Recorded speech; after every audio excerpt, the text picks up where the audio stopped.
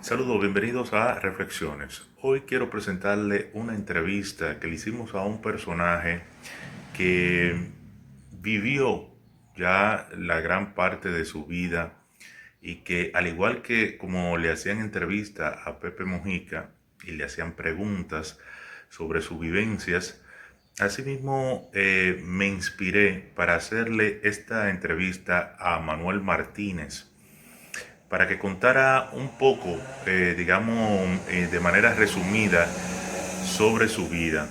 Una persona que, como en sus propias palabras, salió de la nada y logró alcanzar sus sueños o sus altos objetivos en la vida y al mismo tiempo volvió a caer a la nada.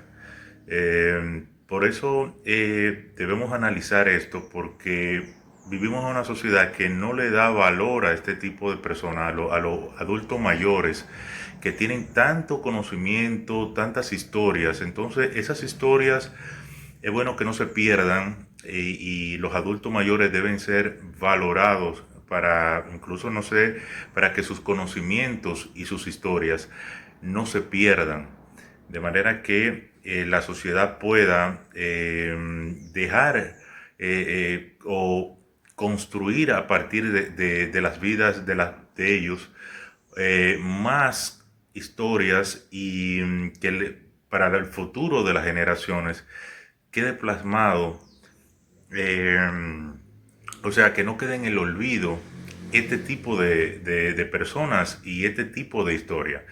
Él fue una persona que participó en procesos de tipo políticos, ideológicos, pero también en el tipo empresarial y en de emprendimiento. Estamos hablando de una persona que en plena etapa de desarrollo de la República Dominicana, cuando República Dominicana estaba organizándose de manera democrática, cuando luego estaba también organizándose de manera industrial, él estuvo ahí participando y desde su propia vida impulsando diferentes tipos de iniciativas. Por eso lo considero una persona que hizo su aporte, le dio en sus empresas trabajo a muchas personas se pudieron superar a través de él mismo que le dio las oportunidades.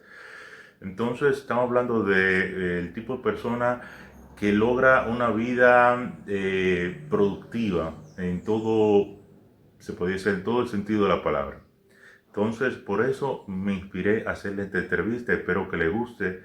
Y está hecha sin edición, o sea, ahí ustedes van a escuchar su opinión directa sobre varios temas, sobre su vida. Y aquí está, es una persona ya que está avanzado de edad, tiene 83 años, ya está viviendo sus últimos momentos, se puede decir. Y yo dije, no sé, quiero hacerle una entrevista porque su historia no se va a perder y vamos a esperar que su historia sea, que dure en el tiempo y inspire a, no sé, a hacer otras cosas, ya sean, hay personas que escriben libros, hay personas que hacen películas, etcétera, etcétera, pero, en fin, debemos valorar a los adultos mayores, debemos, como país, tener mayor empatía con estas personas que son valiosas y deben al final de su vida vivir dignamente. O sea, él merecía, yo sigo diciendo, él merecía una buena pensión por los aportes que hizo en diferentes temas a la sociedad, pero lamentablemente vivimos en un estado que puede darle la espalda a muchas personas y solamente dejarle una pensión pequeña con la cual no se puede vivir dignamente. Así que eso también hay que revisarlo. Al final de la vida de las personas productivas en la República Dominicana deben tener una pensión digna. Así que mi nombre es Emanuel Martínez, saludos, síganme en mi canal de YouTube, Emanuel Martínez Reflexiones, y mi cuenta de Instagram, Emanuel Martínez Almonte. Hasta la próxima.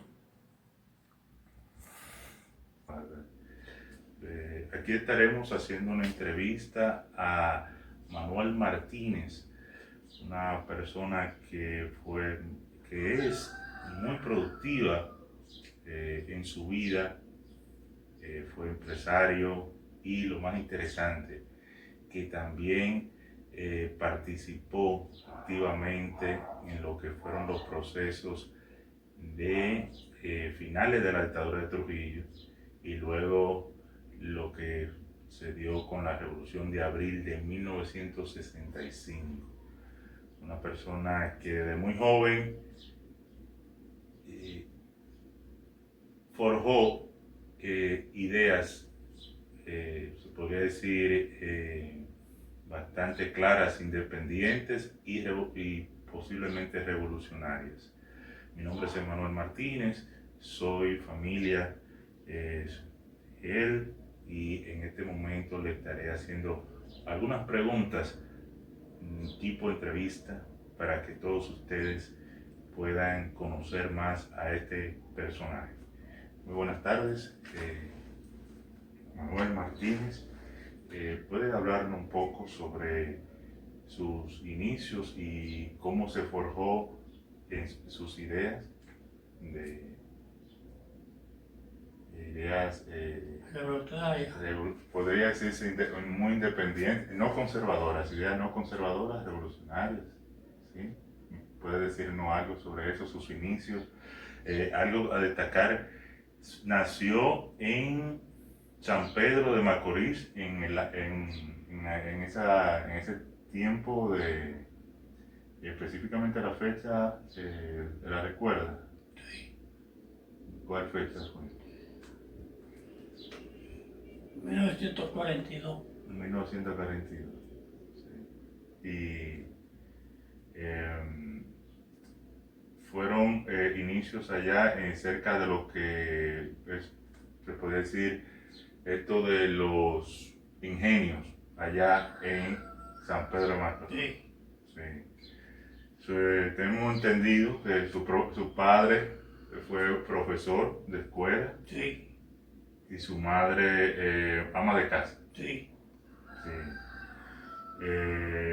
Se podría decir que su modo en su juventud, ya su niñez, juventud de esos años, su forma de pensar se forjó a través de porque su padre le dijo o fue después de manera independiente. Yo me creé independientemente. Ok. Eh, en aquel momento, estábamos hablando de esos años, ¿verdad? Ya a finales de la dictadura de Trujillo. Sí. Eh, fue a la escuela y terminó su escuela, ¿verdad? Sí. Ok. Eh, en esos tiempos en la escuela lo que se hablaba era mucho de conservadores, personas ya del jefe de Trujillo, ¿verdad? Ok. Entonces ya en su juventud, ¿cómo se forjó usted mismo en sus ideas y sus pensamientos? Fíjate. Yo tenía inquietud revolucionaria desde pequeño. Y estando yo haciendo el sexto curso, yo vi a Trujillo. Ah, Sí. Y no me gustó este siniestro, este personaje siniestro. Y esto me marcó para que yo fuera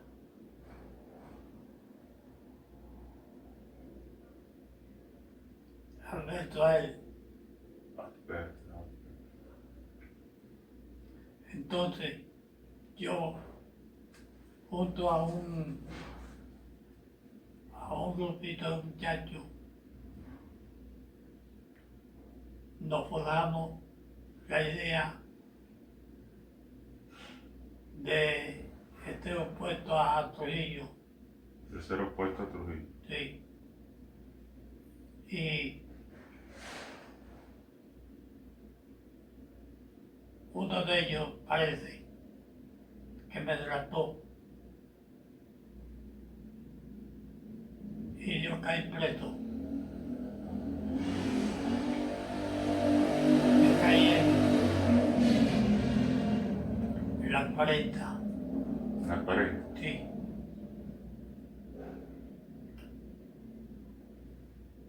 ¿Sabes dónde estaba la 40?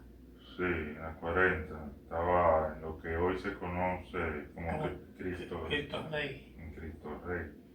Entonces, Todo eso era monte por ahí. todo esto era Nada más monte. había esa casita ahí en ese monte. Esto se llamaba Rancho Jacqueline. Sí.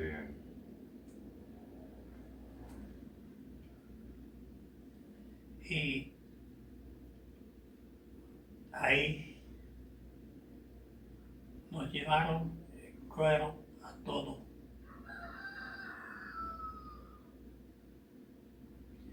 Y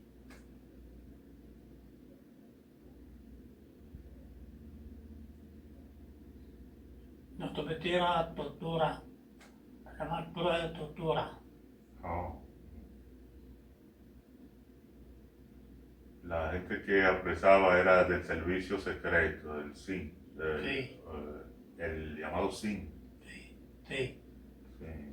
Entonces estaba un señor muy siniestro Que dirigía eso. que dirigía esto del Villar, Sí. capitán del Villar. Mm. Y él me señaló que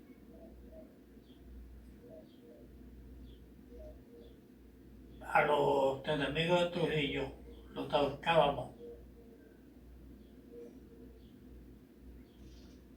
Mm. Sí. Ok. Da un momento, déjame ver si te está grabando bien.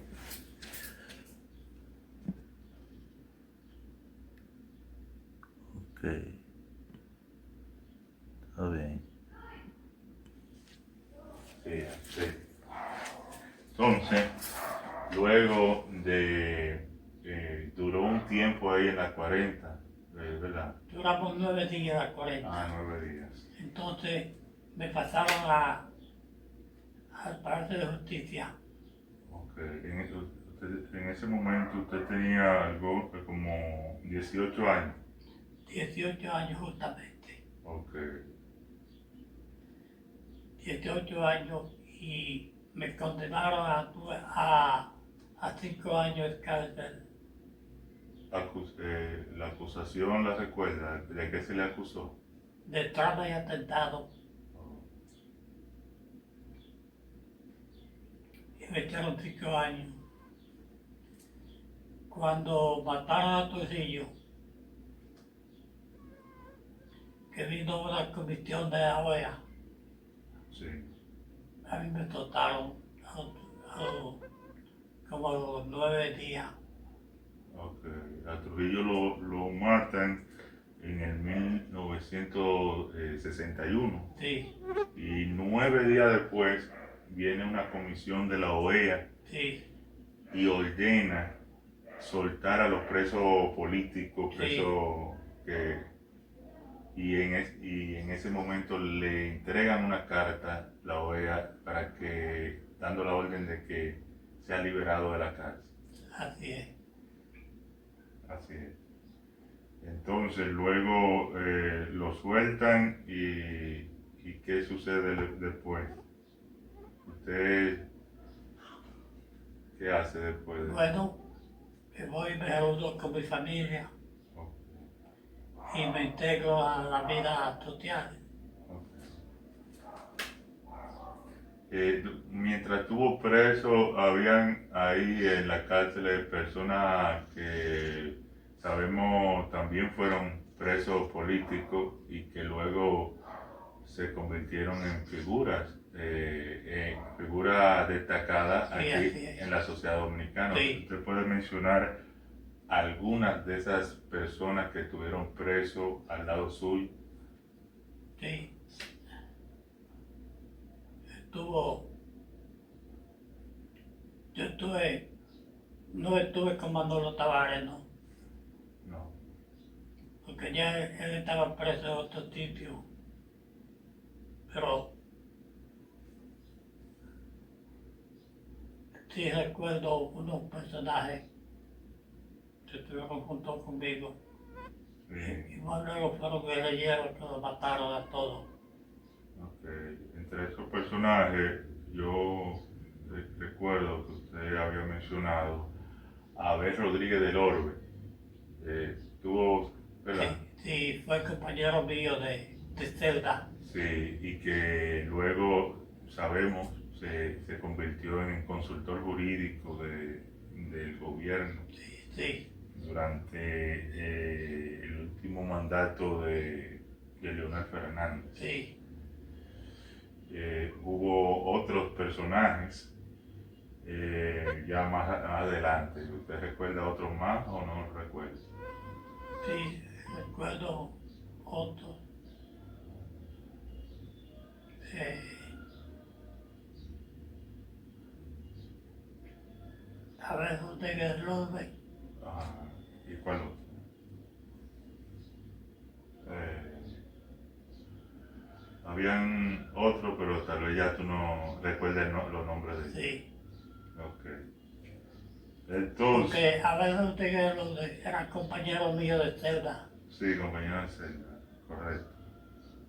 Entonces, luego eh, ya se da un proceso democrático, que la OEA comienza a buscar la forma de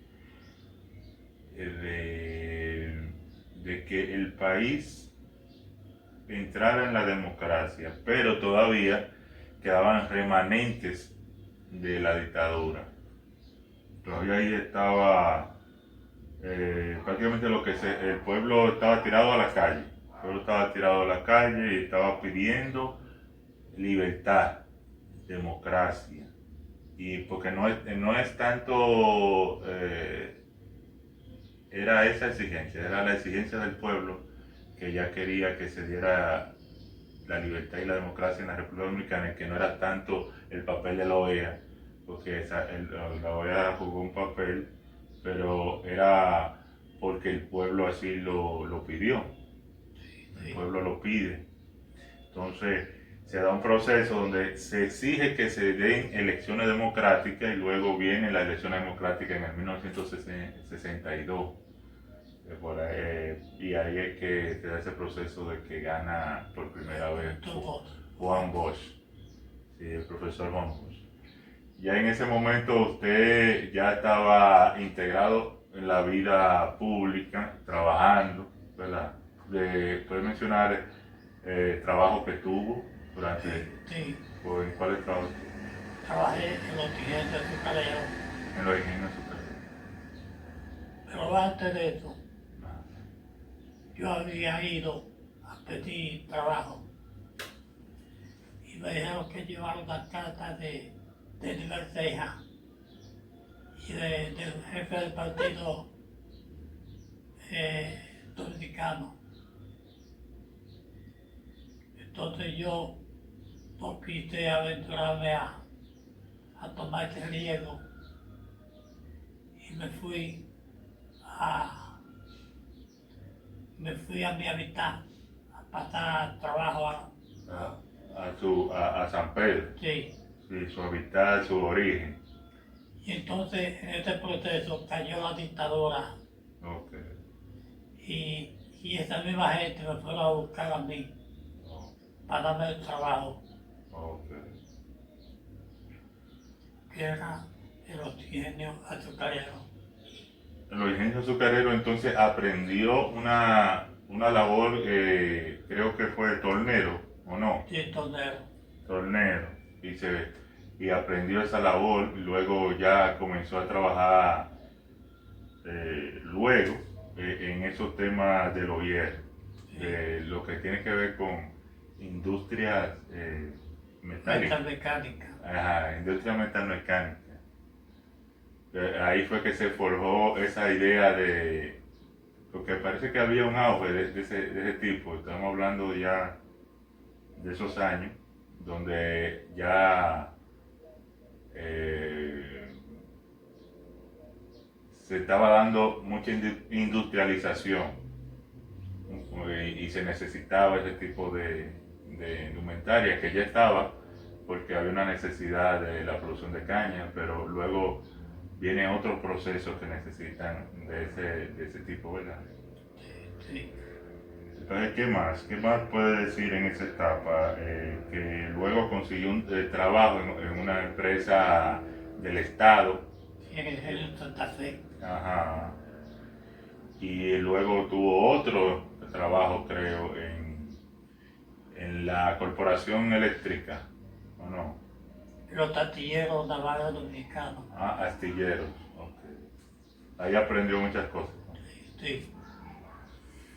Muy bien. Y tuvo una oportunidad de estudiar eso ya a un nivel de diplomado, que le dieran un diploma, ¿verdad? Sí, yo tuve mi diploma ahí. Sí, en ese tema. Yo me gradué de especialista en torneo. Ok, muy bien. Entonces, luego de esa etapa, eh, viene el proceso de la Revolución de Abril y ahí que eh, se puede decir que el país entró en ese proceso y una persona como tú, ya con tus ideas, ¿qué hace cuando se da la Revolución de Abril? Cuando yo quise integrarme a ella, porque esto no eran mis ideas, Ok, pero participé logísticamente ok, en todo lo que se me dijo. ok. Y conociste a muchas personas que sí participaron más fuertemente en eso. Sí, Sí. Que entonces el país eh, enfrenta la invasión de Estados Unidos, la invasión de los marines. Y se da ese proceso de pelea durante un tiempo, de personas, ¿verdad? Y luego viene de nuevo el nuevo intento de llegar a la democracia en la República Dominicana. Y vienen los gobiernos de Balaguer. exacto. Sí, Balaguer, como yo era un buen técnico en mi área, sí. Balaguer me condecoró a mí personalmente. Oh, Sí, sí. En, en el Día de la Caña.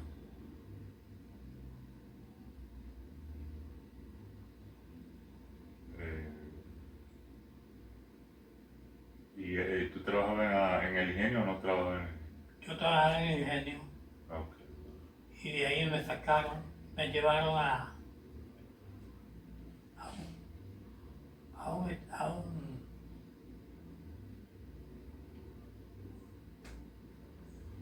a un evento que había de, de la caña, donde estaba él y Augusto Lora, que era el vicepresidente. sí, Y después, más adelante, que el tiempo pasó, me tropecé con él otra vez, con Balaguer, sí, en un almuerzo que hizo el señor Burgo Gómez. ok. Burgo Gómez. Sí, donde yo almorcé con él y él me mandó saludos para mi familia. Ok. Muy bien, perfecto. Luego, muy bien.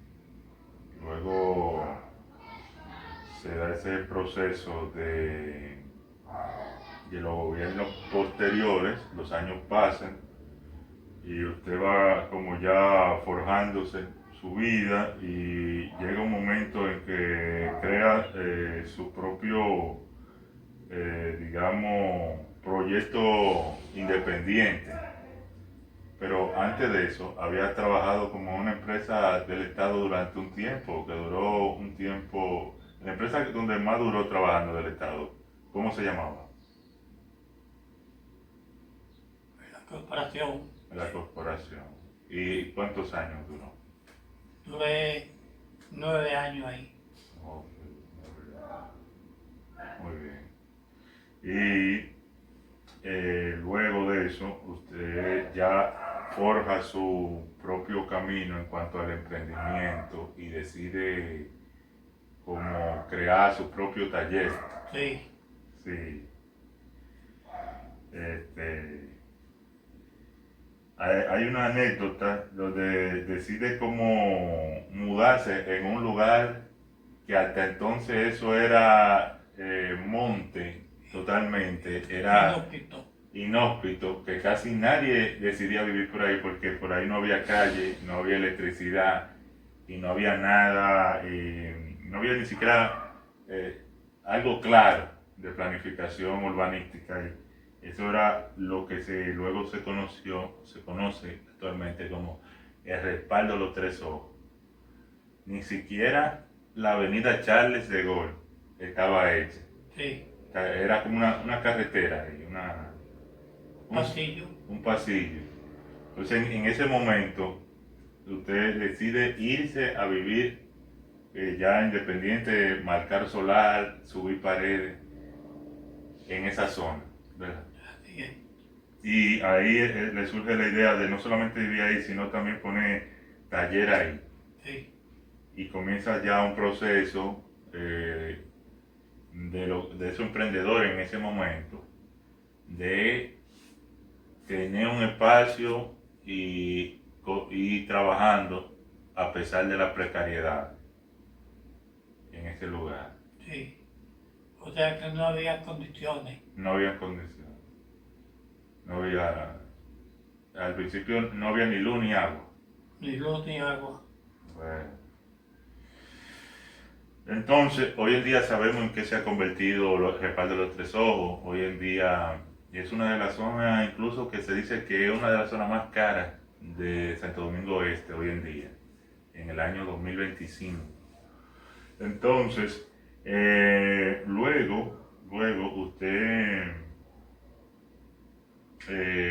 logra avanzar en su emprendimiento de taller y lo va formando y crea diferentes emprendimientos eh, propios, entre ellos fabricación artesanal de productos médicos.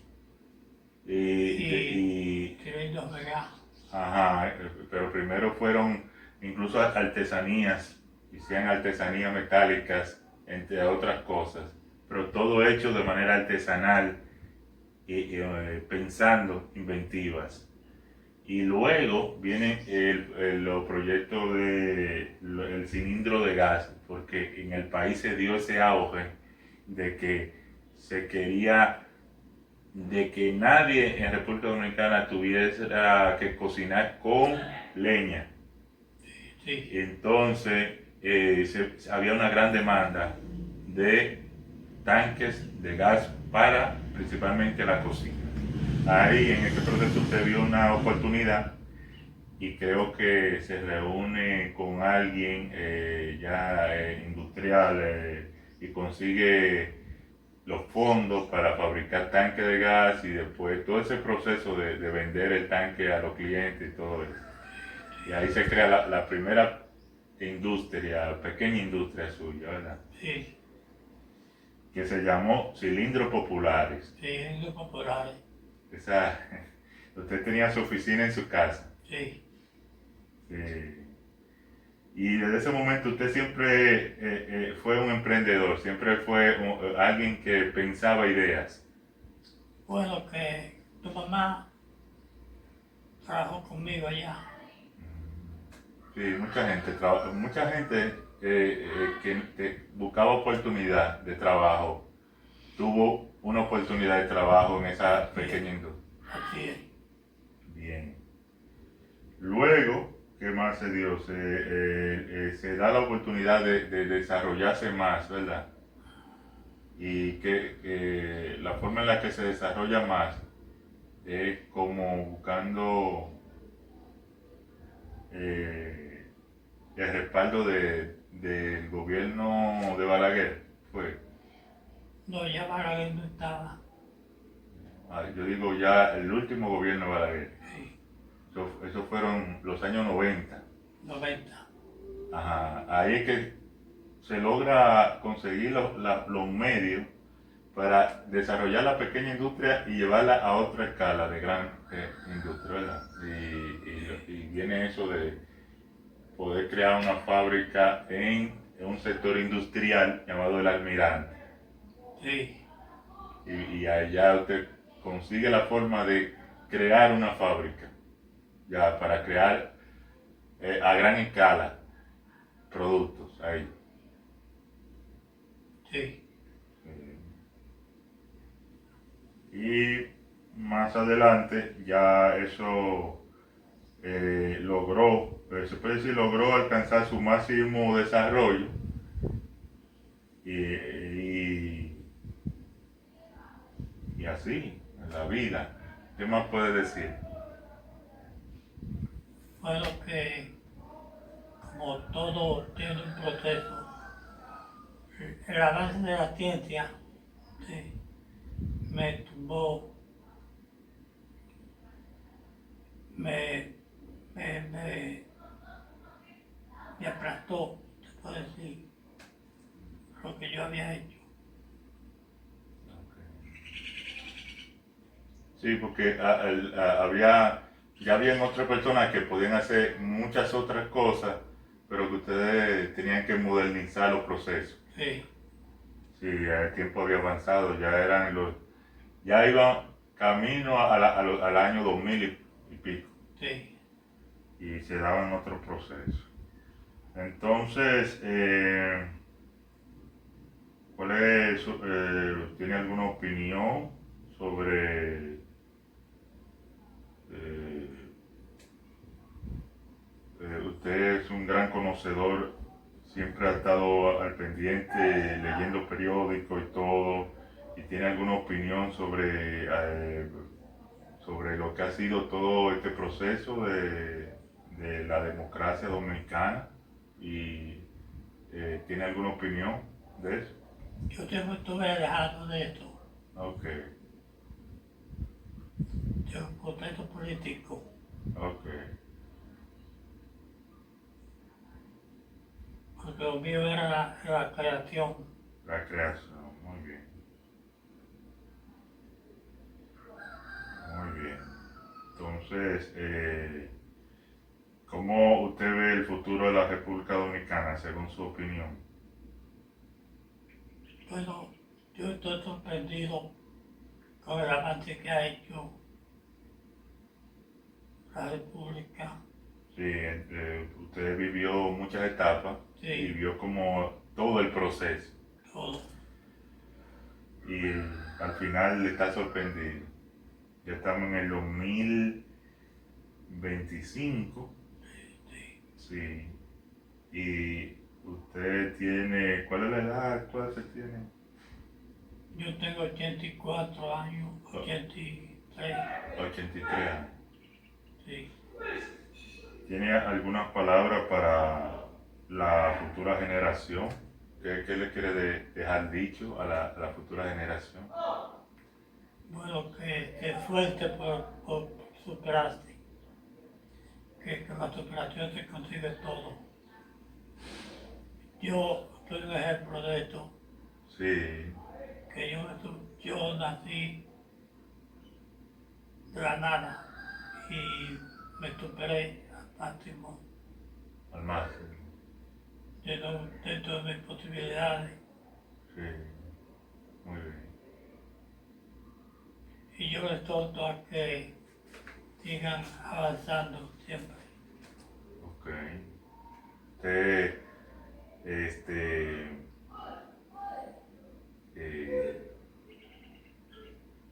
considera que debió recibir una mejor pensión por parte del Estado, que el Estado no le, parece que no le dio la pensión que usted merecía, ¿verdad?